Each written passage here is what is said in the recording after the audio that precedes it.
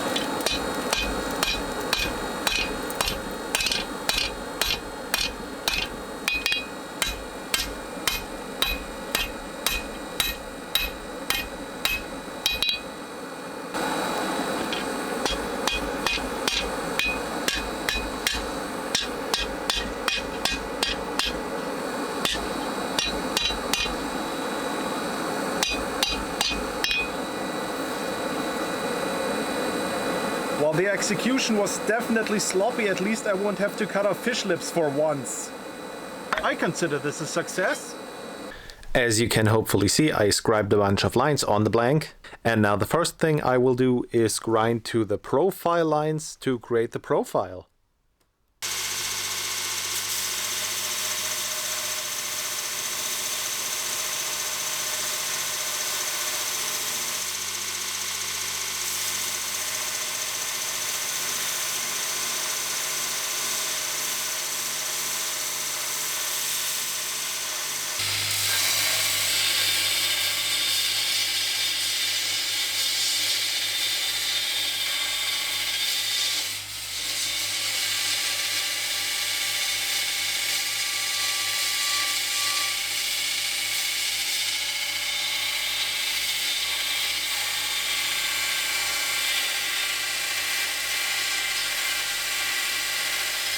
The next step is to establish the fullers, and as you can hopefully make out, I've already marked out where the fullers need to go. For that I've marked the center line and the outer perimeter.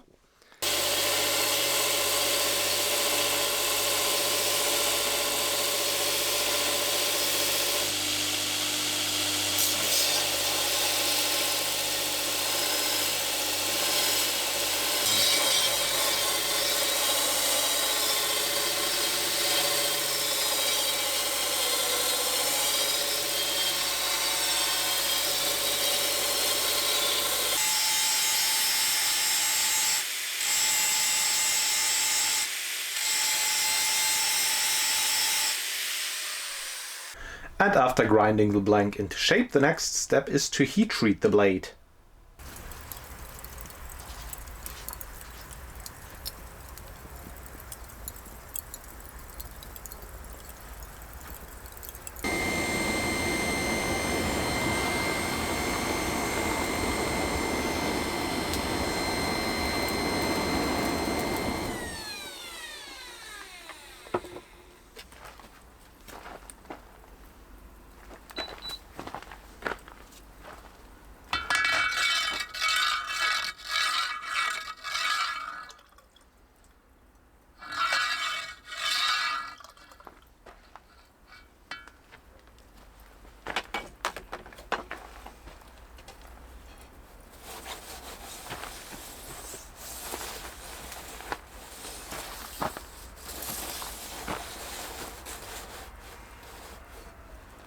Well, I just clamped the sword in between two pieces of wood to keep it straight while it cools. And when I came back to get the camera to show you, I got an ominous error message. So there's a good chance that the footage of the quench didn't come out. These here are the aforementioned two pieces of wood. The reason it's clamped to the corner of the table is because the table is a bit bold, so if I would clamp it to the table, I would guarantee to get a curved sword, but curved in the wrong direction. I think I made that joke before. Now that the blade is heat treated, the next step is obviously to get the entire thing clean again. And for that I've basically just fashioned this tiny little sanding block that will be used to get the fuller clean. After that I will have to define the actual cutting edge, clean that up, and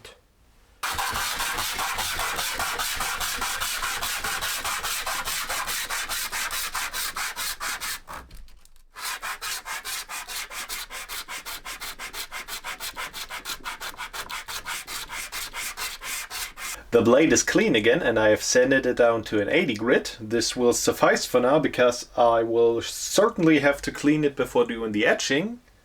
To create the crossguard, I took a 40mm round stock, cut it to length, and then cut off 4 instances.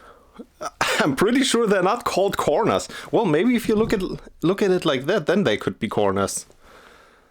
I'm also terrified as to why this is standing up like that. Weird, should be round.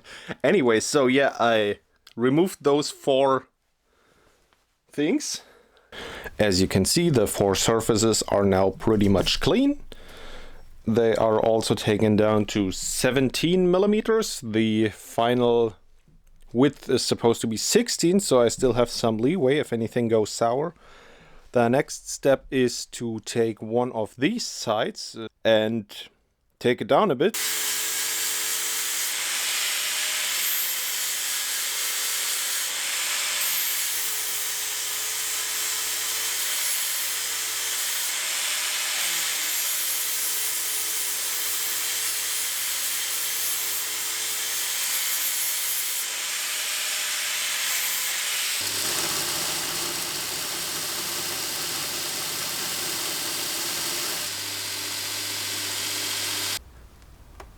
And now that this bottom surface is established, the next step is to drill the holes from which I will file the slot for the tang.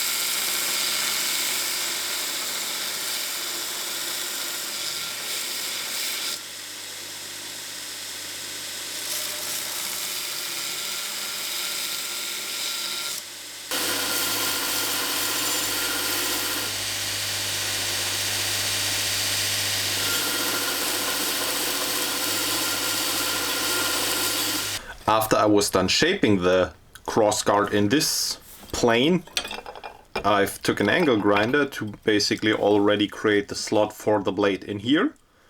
This also serves the purpose that I had to file less to get the slot for the tang. Now I'm using past tense because the filing is basically over at this point.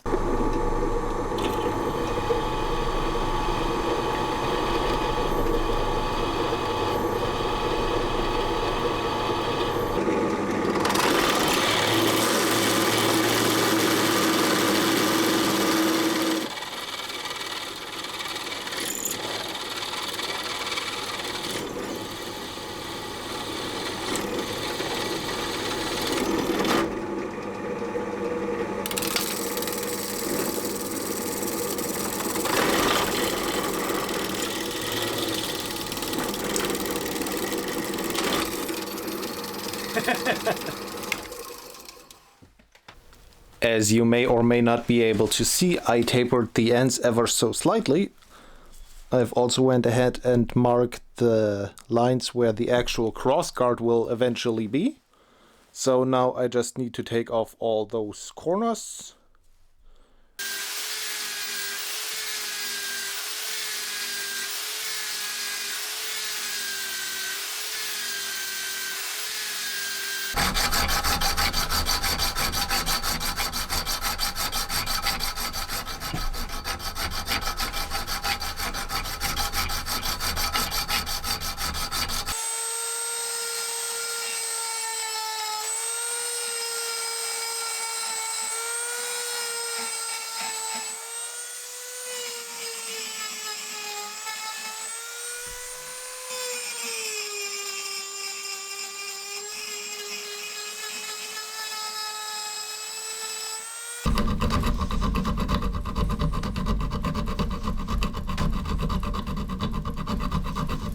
Now that the ends of the crossguard are to shape, the next step is to inlay some gold, or in my case, the poor man's gold, brass.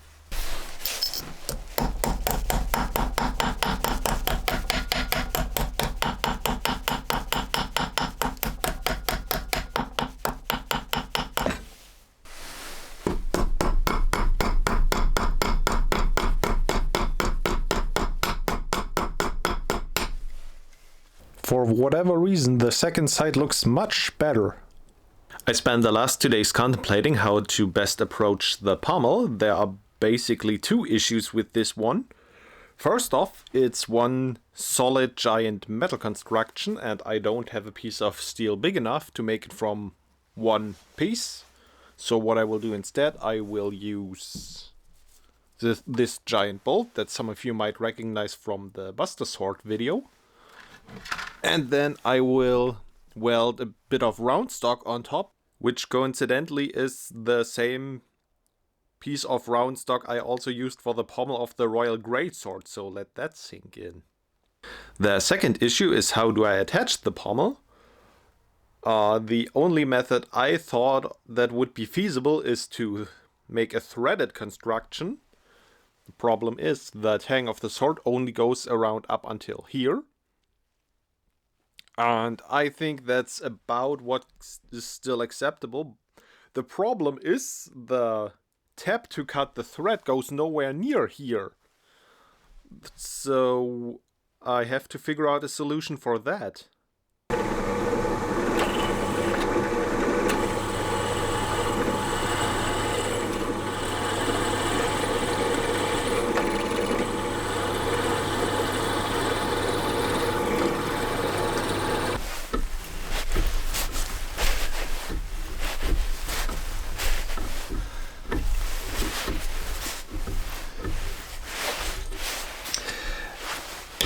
Now this might look like I'm already done, but I've just started out, and here we reach the point where I have to do something really, really silly.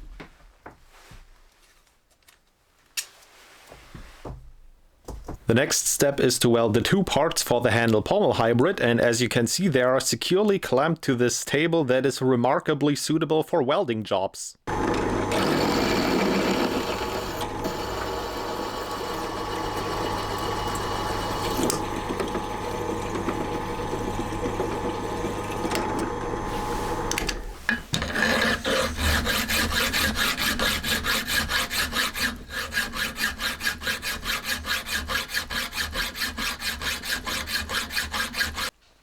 Now that the profile of this piece is shaped, the next step is to get out all the weird angles around the handle.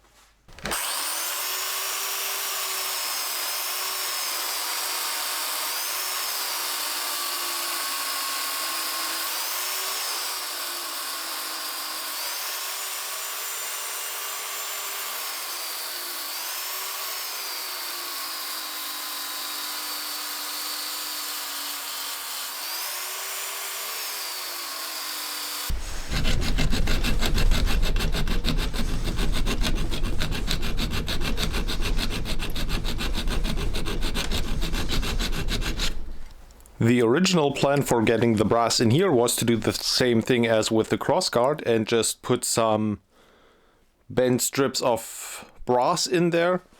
Instead, I created this brass triangle thingy that will hopefully fit in here once I've ground off something around the edges. Past experiences show that the chances of that working are basically zero, so maybe I will at least learn something from this experiment. All in all, I guess you could say it worked. Yeah, so I kind of forgot a little bit to film what I'm doing here. Basically, I just used these chisels, wood chisels, carving knives. Not sure what's the correct term to carve in along here. Can't really do it right now because then I would take away too much. And then, since I don't have a rasp the right size, I need to use my metal file, which isn't super great, but you just need to clean it up right after so the wood doesn't expand in the grooves and then clogs up your file. Also, I think I completely forgot to tell you what I was even doing in the last clip. So what you saw were one of the handle halves that are now forming the handle. Yeah, what I did, I found these slots and then I glued them together. Then I shaped them to be octagonalish. And then I took a little file and carved out these grooves. And the reason for that is to create the ribs on the handle. Now for that, we will take a piece of leather string. Bit of trivia, it's the same leather string I used on the handle for the burial blade. We need to approximate the length we need. And by approximate, I mean taking a wild guess. And then we make a cut. Now I will admit there are probably better knives for this application, but what can you do?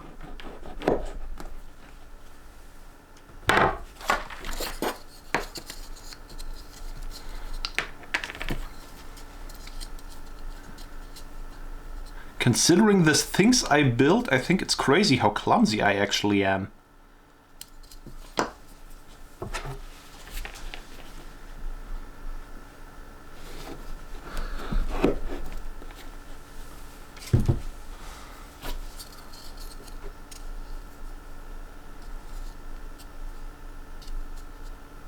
This looks actually pretty good. How did I do that? Now, for the fun part, quote unquote, I will be using Leathercraft cement. Now there's already a chance that this stuff is no longer good. Oh, okay. So that wasn't an issue.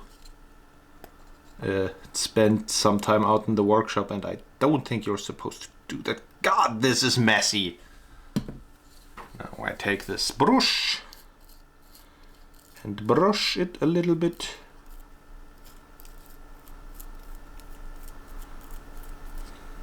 Do I need more? Maybe. Maybe not. It's gonna get wrapped in the end anyway, so that goes there. This goes here, that goes there, and then I don't think I thought this through. Also, I want it in the middle so I can actually clamp it.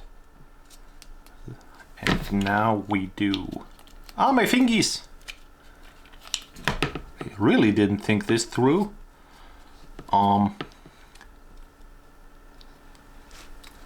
There's always plan B. That is me sitting here like a jackass holding this thing together until it dries.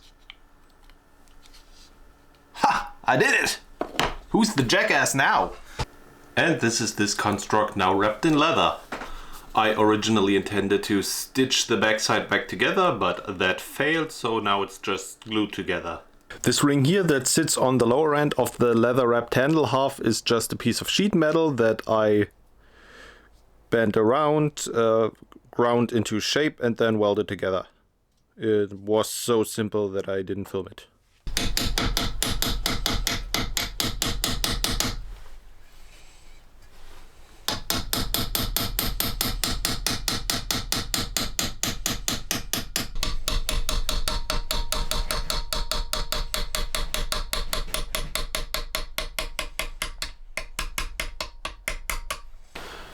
Pretty much the last step is to etch the blade, and while I normally put up a little bath to etch, I decided to try the other method with a sponge, basically to just keep the salt water a bit more localized, so ideally it doesn't completely ruin the grind job I've already done on the blade.